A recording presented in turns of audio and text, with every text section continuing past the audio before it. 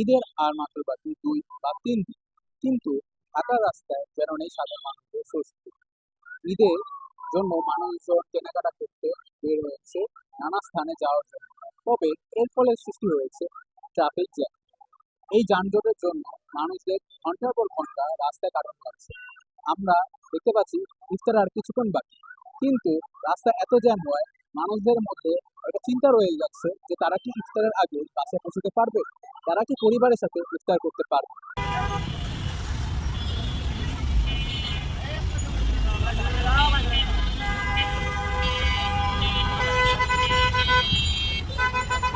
ঈদের জন্য কি জ্যাম কি কমেছে রাজধানীতে, নাকি আরো বেড়েছে? আপনার মতামত জানতে চাচ্ছি।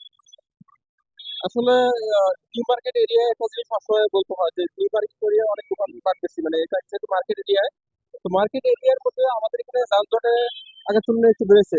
কিন্তু হচ্ছে এই মার্কেট এরিয়ার বাইরে যানজট একটু কম। আসার সময় আমি উত্তরা দেখি, ভিতর থেকে আসার সময় দেখলাম যে যানজট অনেকটাই কমেছে।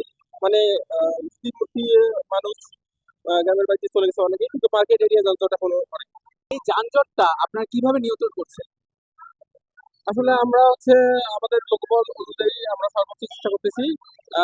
যেহেতু মার্কেট এরিয়া গাড়ির সংখ্যা বেশি, আমরা যথাযথভাবে চেষ্টা করতেছি। আমাদের ফোর্স আছে, এছাড়া এক্সট্রা পিওম থেকে ফোর্স দেওয়া হচ্ছে। সবাই মিলে আমরা রাস্তায় বেরিয়ে সঠিকভাবে মানুষকে শৃঙ্খলভাবে আহ, আহ, সঠিকভাবে চালানোর জন্য আর কি চেষ্টা করতেছি। যানজটের ফলে কি আপনাদের ইফতার, যেহেতু এখন রমজান মাস, আপনাদের ইফতারে কি কোনো প্রভাব পড়ছে? আসলে আমরা সবাই প্রফেশনালিজম একটা জিনিস বিশেষ করি। আমরা যেহেতু একটা প্রফেশনে জড়িত, এখানে আসলে ইফতার ঈদ এগুলা মানে পুলিশের চাকরি যেগুলো আসলে ম্যাটার করে না। আমরা আহ, ইফতারের বাইরে মানে যখন আজান দেয় তখন হয়তো বা সামান্য একটু ইফতার করে আমরা কাজের মধ্যে নিয়োজিত থাকি সবসময়।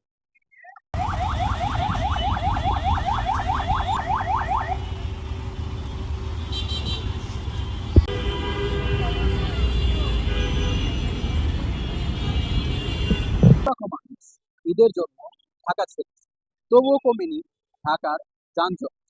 এই যানজটে মানুষরা আর কত ভোগান্তিতে ভুগবে তা আমাদের আর জানা নেই। তবে আশা করছি ঈদ উপলক্ষে ঢাকার যানজট খুবই কমে যাবে এবং ঈদের দিন মানুষরা তাদের মন মতো পুরো ঢাকা তারা ঘুরতে পারবে। আমি মোহাম্মদ বাফা আলী, সহকারী সাংবাদিক, সমতা নিউজ। এতক্ষণ আমার সাথে ক্যামেরা অপারেটর ছিলেন ফারিয়া তায়েবা, সহকারী সাংবাদিক, সমতা নিউজ। ধন্যবাদ।